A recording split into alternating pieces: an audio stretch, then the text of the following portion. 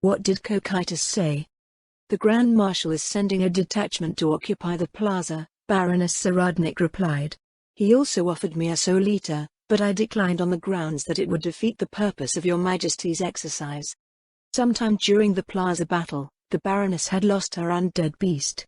Ines thought it was to be expected, as the low-level undead horse had no business charging into skeleton warriors and blood-meat hulks. The young noblewoman, however, appeared dejected at the loss. Cavalry classes used special mounts that could survive the rigors of combat. In Yggdrasil, said classes had certain bonuses that extended to their mounts, as well as abilities and skills that revolved around mounted combat. Their mounts were effectively pets, capable of wearing equipment and learning abilities and skills of their own. For some reason, they couldn't find another undead beast in the form of a horse. Undead summons weren't designed to be used as mounts in the first place, so Ines was at a loss as to what might serve as a level-appropriate substitute. It wasn't as if she could ride a red skeleton warrior or an elder lich around. In addition, while the region's nobles all appeared to be capable of using mounts, a small worry tugged at him whenever the Baroness fought on hers. The possibility of her gaining cavalry classes from fighting mounted was not zero, and she appeared to improve in her mounted combat ability as they went. Fighting on foot removed that variable from the equation. And it wasn't as if she needed a mount. Platinum-ranked adventurers already outpaced horses over long distances, while mithril ranks could outsprint them as well. The Baroness was plainly better at fighting on foot than mounted, even if her noble levels offered some benefits to mounted combat. Maybe we'll find something along the way, Ines said. How far are we to our destination? The central plaza was quite large, the Baroness replied, so it should be less than a kilometer northeast now. They went on their way, the streets cleared of the undead by Cocytus' order. He didn't know how many thousands of undead she had destroyed by the end of it, but he did note her personal progress. Without having the Baroness periodically check her strength relative to the undead with known levels around her, Ines would have found it impossible to figure out how many levels she had gained. With it, he knew that she had gone up at least 3 levels since the beginning of their journey, where she sensed herself as being on par with the level 16 skeleton warriors on her ship. While she had only gained roughly 3 levels, her overall improvement was far greater than that. This drastic improvement felt more like catching up to the unfulfilled potential of the class levels that she already possessed. Observing her progress drove home the idea that the variance between individuals could be far greater than simple levels would suggest. It was unlike Yggdrasil where one leveled, picked out their new class level, skills, and spells, then started using them right away. In this world, a level 30 individual ignorant of what they were missing could effectively function like a level 20, getting by through raw stat gains alone. A prodigious level 23 would seem far superior to those comparing the two side by side, despite the former having a 7-level advantage over them. With this being the case, Ines could understand why the Adventurer Guild continued to prefer using their difficulty rating system over levels as a metric for how challenging an adversary was. Their system derived ratings from observable data, which also factored in racial advantages. For instance, if the average human civilian had a difficulty rating of 3, then certain carnivorous beastmen averaged around 30. In Yggdrasil terms, this was the difference between a level 1 and a level 10. It did not mean that the average beastman was 9 levels higher, however, it simply meant that once one factored in racial advantages, they would be equivalent in power to a level 10 human. This was also true for Yggdrasil at low levels, though usually not as pronounced, where the human character builds did not yet have the job classes and skills that allowed them to match and potentially surpass the racial advantages of demi-humans and heteromorphs. In Yggdrasil, however, players eventually all hit the same level cap and most would stand on a relatively level playing field. The vast majority of humans in the region appeared to live their entire lives under level 10, making their world a very harsh place indeed. Even so, the people here were remarkably adept with what little they had grasped. Though Baroness Nazarick was a standout case of this, the members of the Sorceress Kingdom's Adventurer Guild were also far more proficient with what they had relative to Yggdrasil players at the same level. If they were armed with the levels, knowledge and equipment that a player had access to, players would be handily outmatched by those who had made a career out of their vocations. Ines's thoughts ultimately led him to consider what the true pinnacle of power might be in this world, and how Nazarick might be able to defend against it. They currently enjoyed an advantage in levels, resources and knowledge over the region, but he sincerely doubted that this would always be the case out in the rest of the world. Creating a nation with a sterling reputation, developing their resources and strengthening Nazarick's defenses in case that reputation was insufficient to prevent attacks were their priorities. Recently, the question of sharing knowledge and resources had taken the spotlight once again. In the past, he was of the mind that arming their subjects with knowledge and technology would potentially lead to problems in the future. The obvious answer at the time was to jealously guard their knowledge and cap development below the point where the citizens could become a threat to Nazarick. But what if there was another powerful guild in some unknown part of the world that assumed the opposite stance? One that created a grand hegemony with the resources to field thousands of high-level mercenary NPCs? What if they shared their knowledge, catapulting native development in all fields? What could Nazarick do if faced with the combined might of such a power, backed up by unprecedented magic, new technologies and talented commanders? The answer was nothing. All they could do was hole up in Nazarick and pray that they wouldn't be able to get past the 8th floor for the rest of eternity. Most disconcerting to Irons was the possibility that such a guild might have come long before Nazarick's arrival, as other players had, and enjoyed a centuries-long head start. With this in mind, two options presented themselves to him.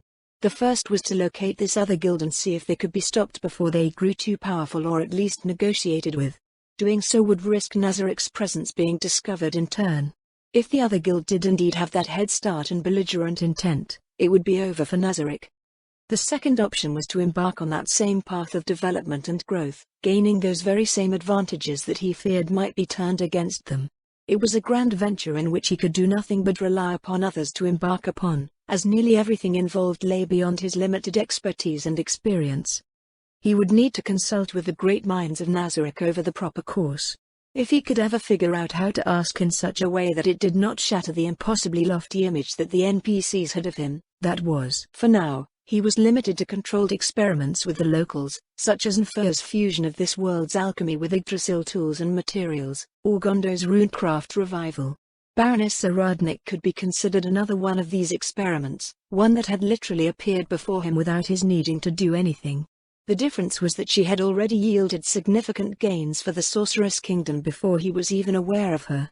It made him curious over what would result from his little push. As Irons continued to ruminate, their destination came into view. Like the other two towers they had come across, the levels above its 3rd floor were missing.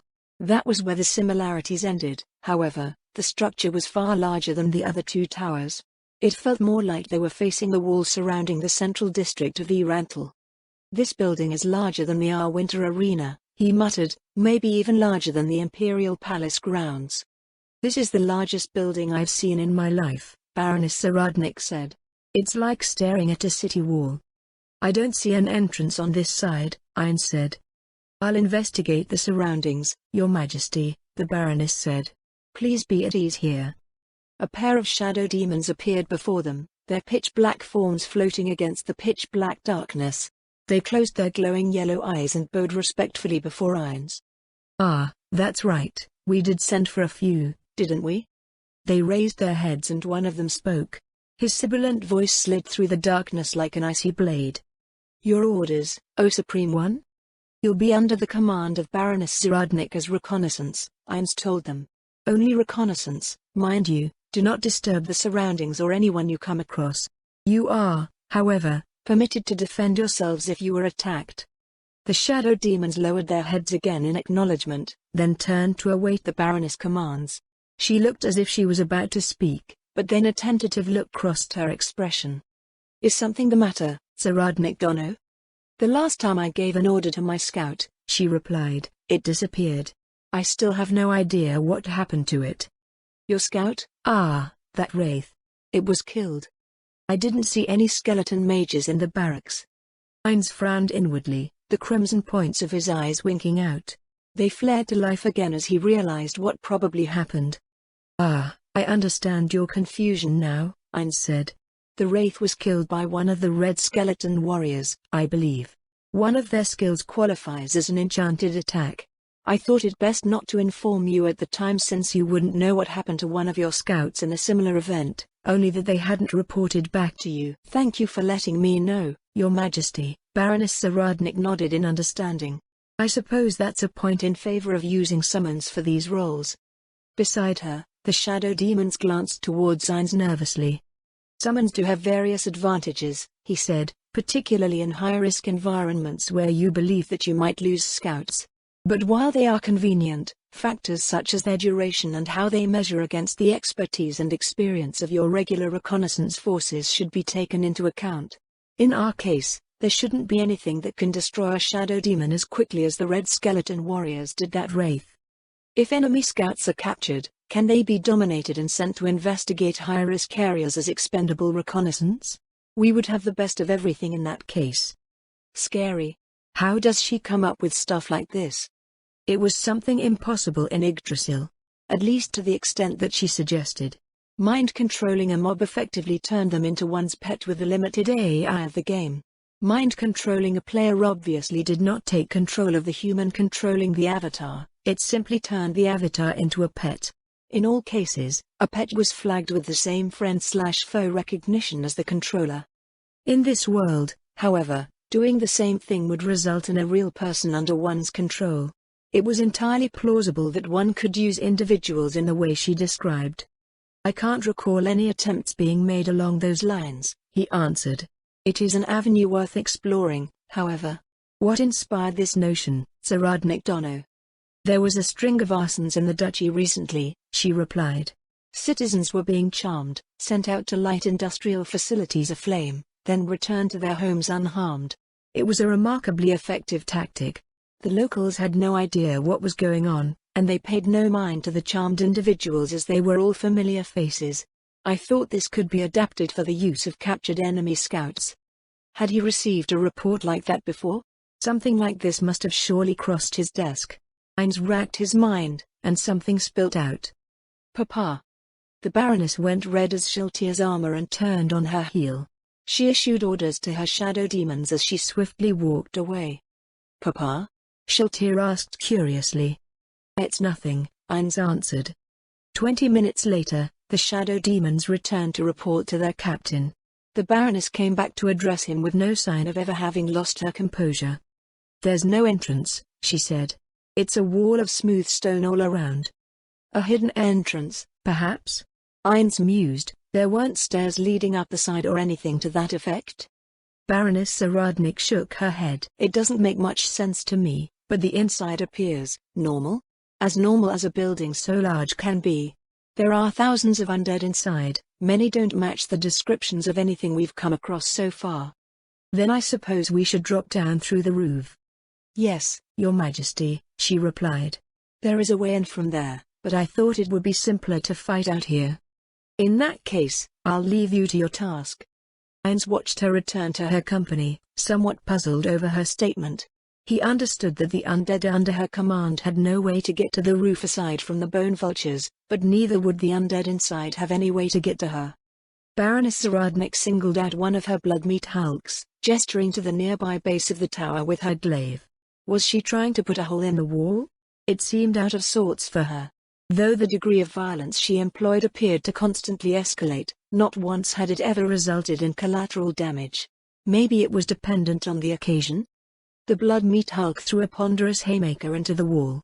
Though it was 4 meters tall and weighed at least 2 tons, it was an ant compared to the solid stone tower. Its fist made contact with barely a sound. The Baroness looked up at the spot where her soldier had struck the structure, tapping her chin in thought. Several moments passed before one of the blood-meat hulks shambled off into the mist. Thump, thump, thump, thump. Out of the mists reappeared the blood-meat hulk, slowly picking up speed as it stomped along. By the time it reached the wall, it was moving at about the speed of the company's charge through the plaza. 3/4 of the blood-meat hulk's health abruptly vanished, and the wall shuddered slightly. Baroness Saradnik hurried back to the front of her company, eyeing the tower expectantly. A whisper filled the air, sending an eerie feeling through him. The whisper grew louder and Ainz realized that it wasn't just a whisper, it was a sea of whispers. Hundreds of distinct voices drifted over him, and Shiltir placed herself between Ainz and the tower, the pet lance at the ready. Why did you leave me? Gone, all gone. Master, return to us. I understand. I know what it means. Voices rose, each one more manic than the last. Croutons. Croutons in the potion. Corrupt. Twisted. The souls. And the soup. Lonia, get the broom. Sweep the spiders from my nose. Orange? Green? Nay. Gaseous. Hierarch. Ainz swallowed, resisting the urge to back away. A strange pressure came from the sea of chaotic voices, but at the same time, he knew it could not affect him. His mind raced, going through lists of undead with sonic attacks. May I attack, Ainz Summer? Wait. The voices rose, growing imminently near, a cacophony that hammered at his skull, every voice making less and less sense the closer they came. His hearing was filled with unintelligible babble that crashed into him like so many waves on the shore. Below them, Baroness Saradnik raised her spear, and the red skeleton warriors in her front line readied their blades in a single, uniform motion. HMPK. Morflora Siluvii. Oarilaliue. Knaporish. Vrajishval Wilpoldi Will. The wall before them glowed with an eerie green light, and then 1,000 ghostly figures erupted from its surface. The insane babble endlessly rolled over them as the spectral undead went from where they passed through the wall of the tower to the blood-meat hulk that had rammed it. In the new world, Ainz discovered that, unless they were specifically supposed to be something, such as a ghost dragon, spectral undead tended to appear in the form of the species that witnessed them. A human would see a human, a goblin would see a goblin, an ogre would see an ogre, and so on. He wasn't sure how they appeared to other undead beings, but because he saw them as humans, Ainz didn't ask, as revealing that fact had various risks that came with it. Since they appeared in the way that they did to an observer, he figured that he could simply define them by using neutral, vague characteristics and get away with it. The undead that had burst out of the wall of the tower were not identical in appearance to one another, but they did all have the same sort of look. Their spectral forms were adorned in light clothing or robes with various articles that suggested they were accustomed to working in an office, an archive, or at least behind a desk. He was not familiar enough with the fashion of the locals that he could tell if they were clerks or mages or clergy. They swarmed the blood-meat hulk, flailing away at it with their incorporeal fists. Since they did not have a true physical form, they piled atop one another, quickly turning into a glowing ectoplasmic mound. Seeing that the new undead did not pose any immediate threat, the Baroness relaxed her guard. She looked up at the tower before flying over to Ainz and Shiltir at their place behind the undead company. I've not seen this type of undead before, she raised her voice over the noise. Are they ghosts? They're known as Alips, he shouted back. Undead that manifest in the form of insane individuals. They're very annoying, but harmless to the undead.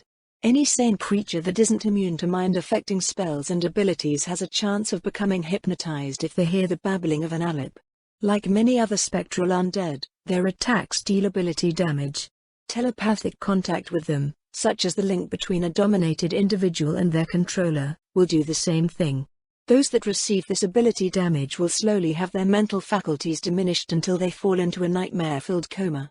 You could say that they are a nightmare waiting to happen. Baroness Saradnik nodded at his explanation. She then looked up at the tower again, unappreciative of his joke.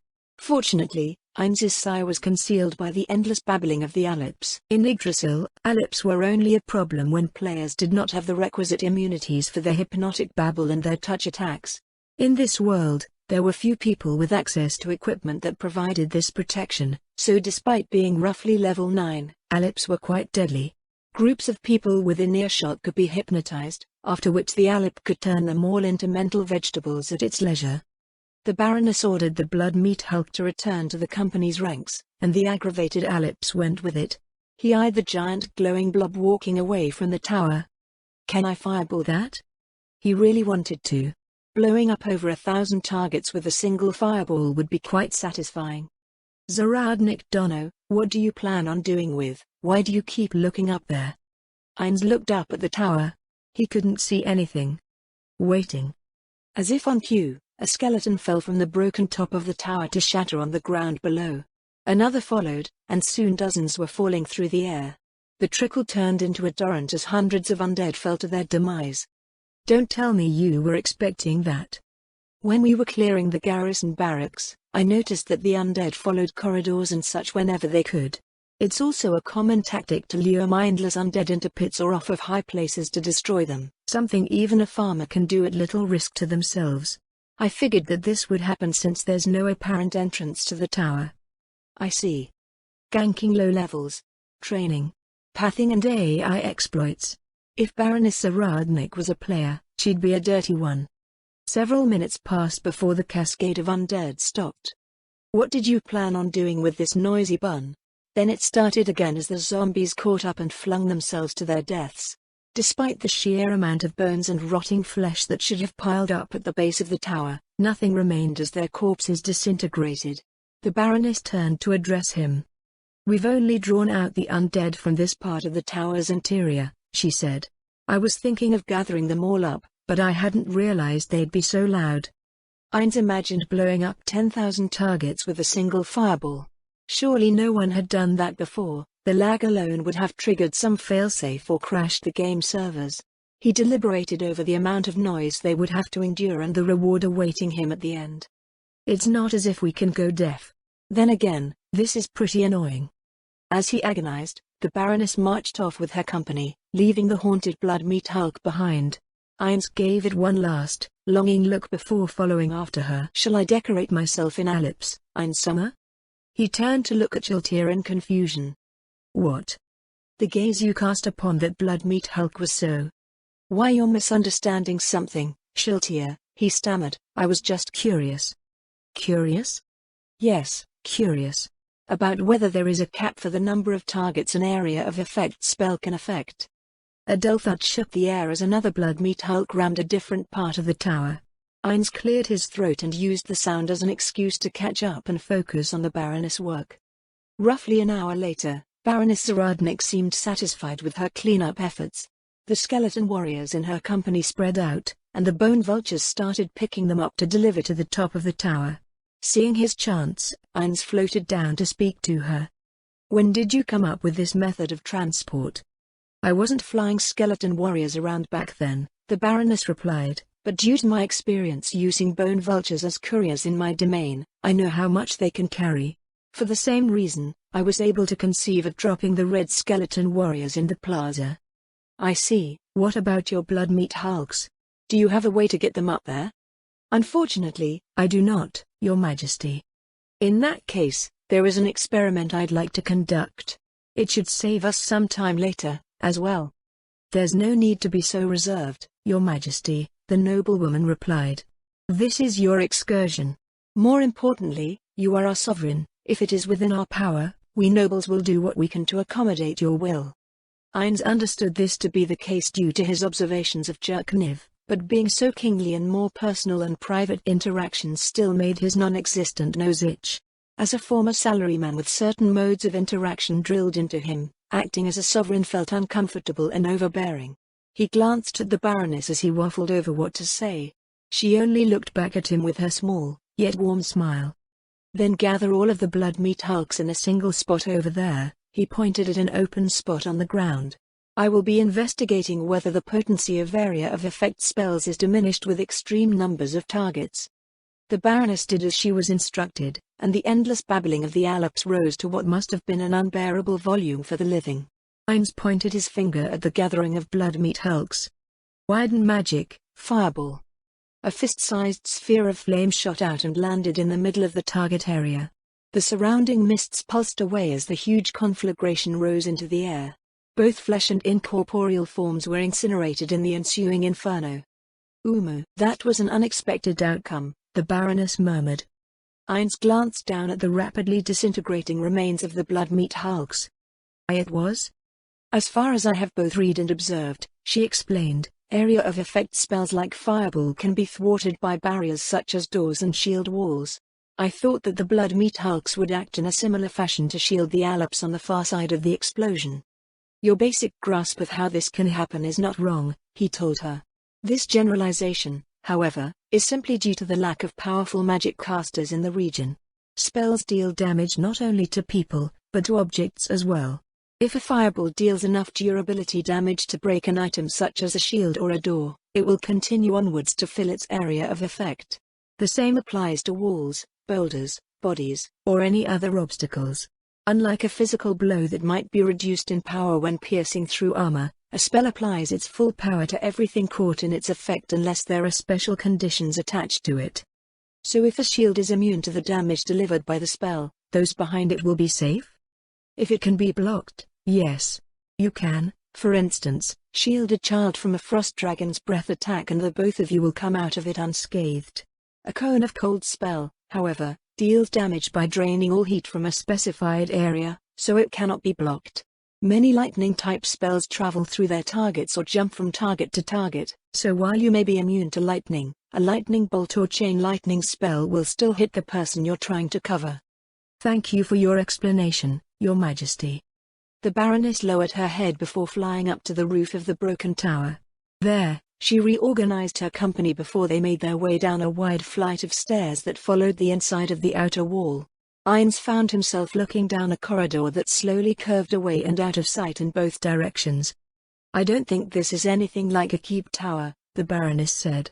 There are no emplacements for defensive siege weapons or even arrow slits for archers and mages. Like its exterior, the other side of the tower wall was smooth and featureless. Ainz scanned the area until he found what he was looking for, a telltale glow in his arcane vision. He walked up to a massive support column, running his bony hand down its smooth surface. This column is reinforced with magic, he said, just like the structural elements in the garrison barracks.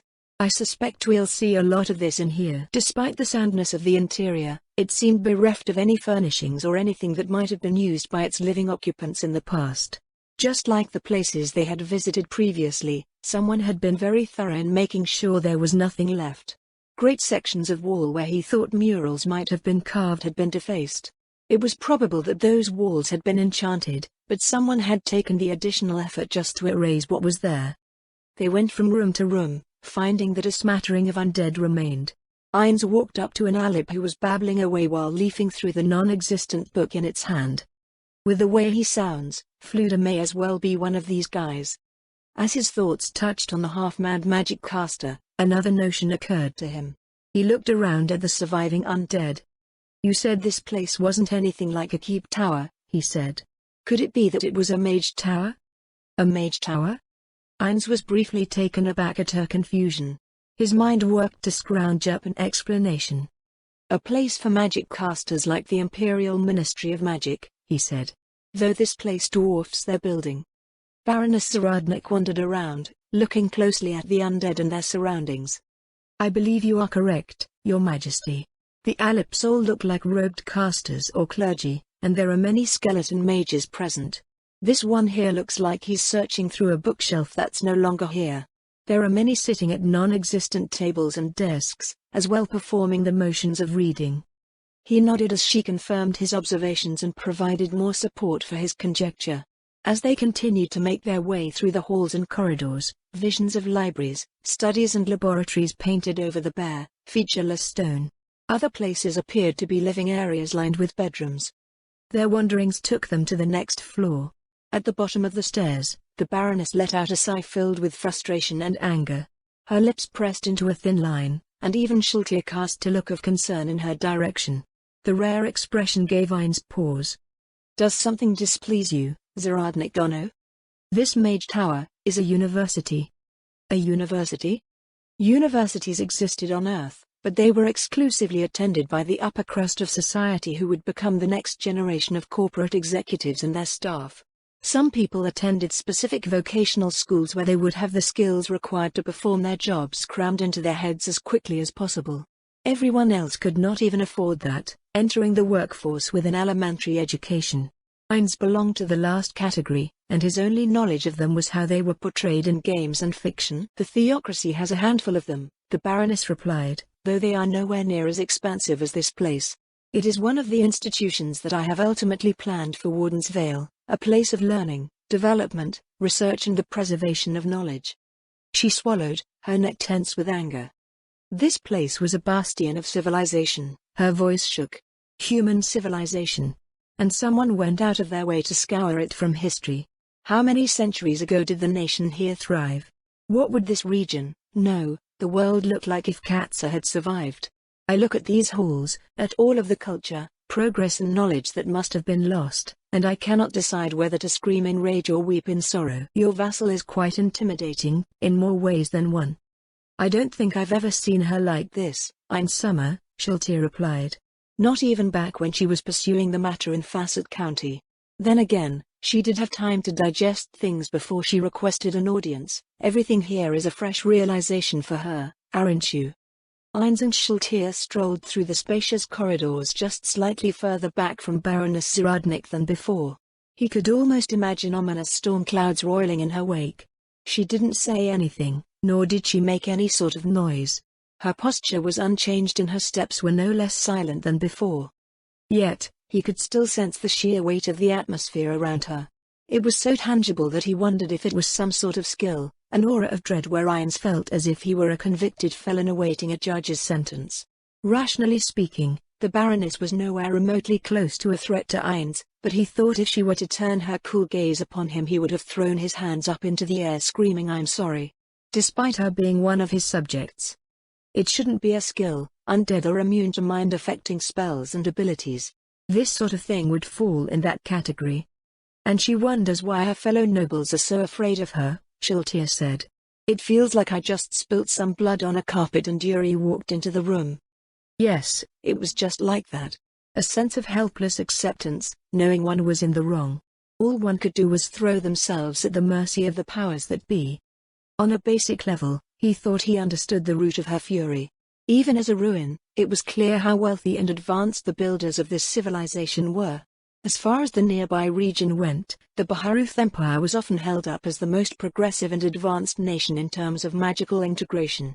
This place, however, made our winter look like a farming village in Riastais by comparison. Putting concrete examples side by side was as far as his attempts at understanding went, however. Everyone held him up as some infinitely sagacious ruler and the bearer of an unfathomable intellect, but his desires for the Sorceress Kingdom were simple. It was to be a place where the spirit and legacy of his guild could grow and thrive. He could not envision what the Baroness had described, what the reality of the locals might be if not for the destruction of the Katsa Plains. Such things were beyond him. Suzuki Satoru was a salaryman from a dead world where all humanities and other superfluous subjects had been scrubbed out of an elementary education designed to cram in the skills and knowledge needed to survive life as a corporate drone. It was even worse in this world. Here, he was even more ignorant than a peasant on matters of history and culture.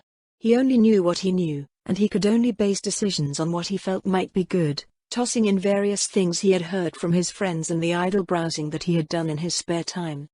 A forest green mantle came into Ines's field of view, drawing him out of his thoughts. He had unknowingly caught up to the Baroness, who had stopped to look at something. He followed her gaze to 4 long gashes in the otherwise smooth stone wall. Claw marks? I believe so, Your Majesty, Baroness Zaradnik nodded. If it was from a natural monster or magical beast, what made this was bigger than any of our frost dragons. Similar damage could be seen at random intervals down the corridor. The oldest of their frost dragons was nearly 20 meters long, while the ancient dragon he had killed was just under 25 meters in length. Ines tried to imagine such a creature rampaging over the stone. They followed the markings until the Baroness stopped to look at a particular set of them. I think these are all from a battle, she said. They retreated from whatever they were fighting, then stopped here. What makes you say that, Zaradnik Dono? In response, she walked over to a set of gashes in the wall, stopping to stand where they abruptly stopped. She held her glaive out to the side. Ines and Schultier walked around her until they saw how she lined up with the damage. A parry? Yes, Your Majesty. Someone used invulnerable fortress or a similar martial art to stop this strike. If this entire structure was made from the magically reinforced stone, whatever made these marks was stupendously powerful. The people fighting here knew this, yet they still stood their ground. At least level 50, no, 60? Somewhere around there, at least. In Yggdrasil, countless beings would have been strong enough to rend the enchanted stone around them. There were many claims and accounts of extraordinarily, by local standards, powerful beings that existed in this world, but Ines had personally encountered only one. It was a plant-type creature, however, and would not leave marks like these. Certain ancient dragons might also fall into that category of strength, but he hadn't allowed the one he had come across to demonstrate any of his capabilities. He looked around. Why hold here? Ines asked. The rooms they passed had appeared no different than the ones that came before. His gaze followed the curve of the corridor. It should be this junction. The Baroness went over to another corridor that led deeper into the tower. I think they had to stop because someone was coming through, an evacuation, perhaps? If there was no one here, they could have just led whatever it was wherever they wanted. She looked back and forth between the two ways forward before turning to follow the one with no claw marks. Puzzled, he followed her until they came to another intersection. Around the corner, a huge chunk of the wall had been torn out. He looked over his shoulder at the 100 meters or so they had traversed. There was no way she should have noticed that. How did you know this was the right direction? Baroness Zaradnik turned back to kneel before him, pointing out a set of marks on the floor. They couldn't have been more than a millimeter or two across, tiny chips in the stone half obscured by a thin layer of dust. Tracks in stone are easy to follow, she answered. At least if you possess a class with tracking abilities. My apologies for not keeping your majesty informed. Everyone around me when I grew up had ranger training, so it was something I took for granted until recently. Ainz nodded.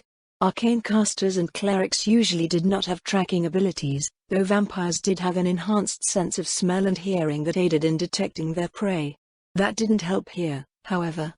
The Baroness advanced at a steady pace, following the traces of damage. They turned at each junction of corridors along a zigzagging route. Occasionally, one of the narrow door frames along the way was smashed in. Stopping at several, the Baroness could only shake her head. These people fought so hard, she murmured.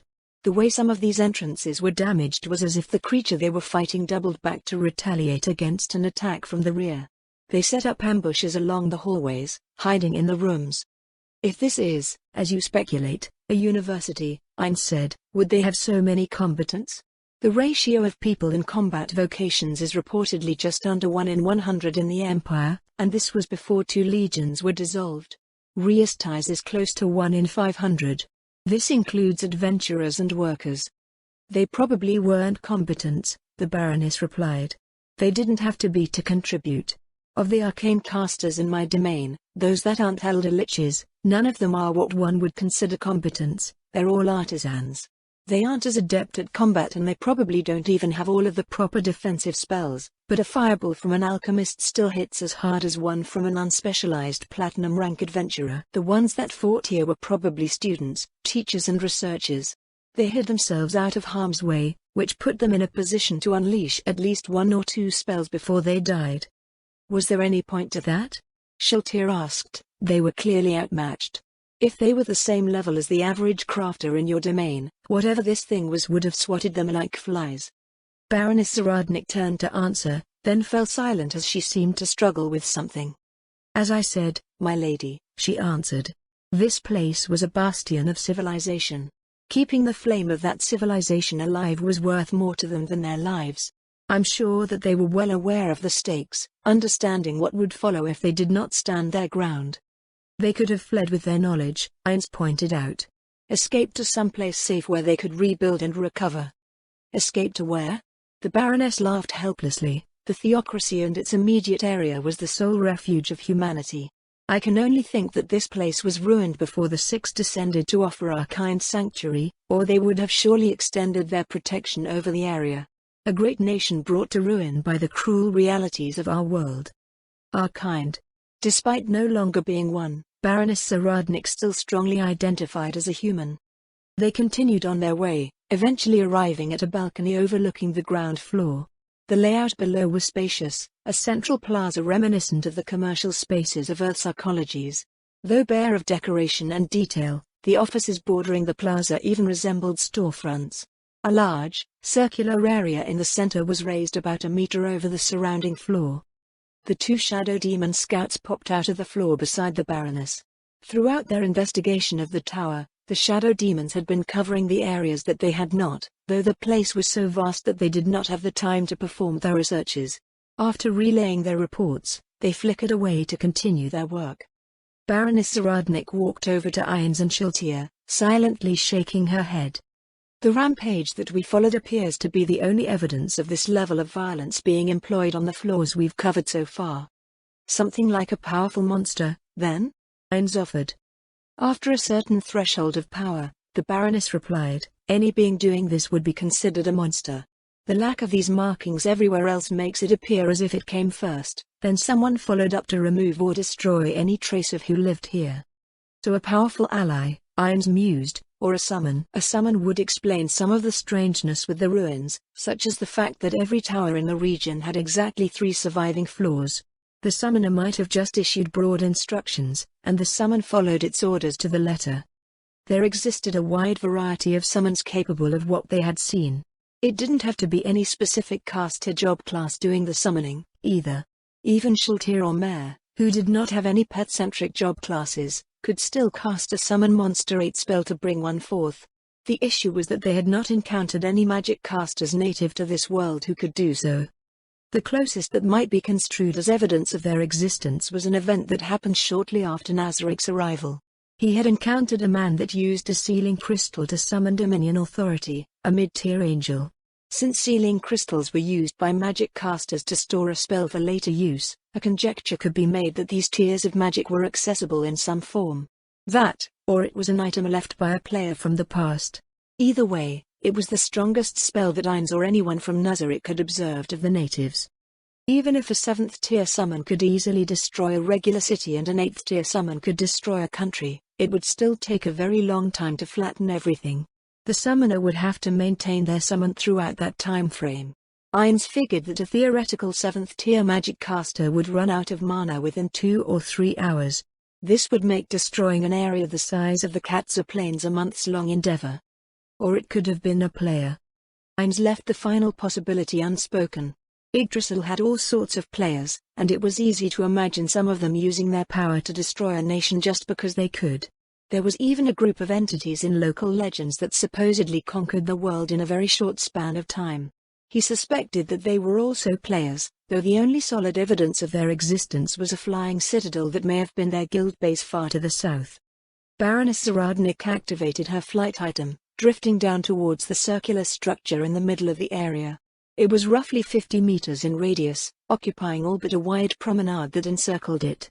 She alighted on the edge and knelt to brush the surface with her fingers. After several moments, her brow furrowed and she walked further in. "Did you see something, Zaradnik Dono?" "The edge is ringed in stone," she replied, "so I thought this was a fountain or a pool at first. There is soil under this layer of dust, however." Ainz and Shaltir came closer. What immediately came to mind was a memory of Earth, where the arcologies reserved for the elite had indoor gardens and other green spaces. It was something unexpected in this world with its still intact natural state. The Baroness continued to brush away the dust until it appeared that she found what she was looking for. She withdrew a hatchet from her infinite haversack, as well as a chisel. Metallic tapping filled the air as she broke up the hardened ground. "I must wonder how many odds and ends you carry around with you," Ainz said lightly. "It feels like you have a tool for every occasion." The tapping paused. "It's from my activities with the Adventurer Guild," she replied. "I still have some things from the Azalizia expedition." "I see. Mountaineering gear?" "I have that as well, but this is a tent peg, Your Majesty." The tapping resumed. Not long after, chips of wood started to fly from the hole in the ground. The Baroness reached down to pull up an old object. A tree root. Ainz leaned forward to examine the piece of desiccated wood. "I thought this might have been a green space of some sort." "I've not seen the like before, Your Majesty," Baroness Zaradnik replied. "We have open-roofed courtyards, but how would anything grow indoors like this?" "With sufficient artificial lighting," Ainz told her, "one can grow plants indoors. I've even seen entire farms inside buildings with multiple floors. I understand that Reestize does not have a high degree of magical integration, but surely this must exist somewhere?" To Ainz, this was the normal way of growing food. In an unpolluted world like this one, such a concept might not exist. "Something like the underground section of the demi-human quarter, then," she said. "They use the city's sewage to grow vast amounts of mushrooms in the artificial caverns created there." "We had something like that?" Now that the topic had stirred his memory, he recalled that the dwarves and Quagoa farmed mushrooms and raised lizards underground. It must have been an idea from there. He nodded. "If one can create a place where life can thrive, it will do just that." "I see. Thank you for sharing this with me, Your Majesty. I think I'll try it out when I have the chance." The Baroness returned to her digging until she marked out a perfect circle of trees. In the center of the garden, she uncovered a circle of stone roughly 3 meters in diameter. A column or stand had once stood upon it, but all that was left was a broken base. "It's a grove," she said after taking one last, long look around. "Whether it's for relaxation, druids or a place of worship, I cannot tell." Yes, I can imagine that from what we've uncovered. It must have been a nice location for." Heinz frowned as the Baroness' stormy mood returned. He exchanged glances with Schultier. "Your Majesty." "Hi." He nearly jumped when the Baroness addressed him. What is it, Zaradnik Dono?" "You said that this place is not a part of the Sorceress Kingdom's history, yes?" "That's right. Why do you ask?" "Because I can't help but think that this is the Sorceress Kingdom. Not literally the one of the present day, but a point where your policies for our nation will eventually lead us. This prosperous state and its high degree of magical integration is what awaits us in our future. It has already been accomplished in the past, and someone or something came to purposely annihilate it,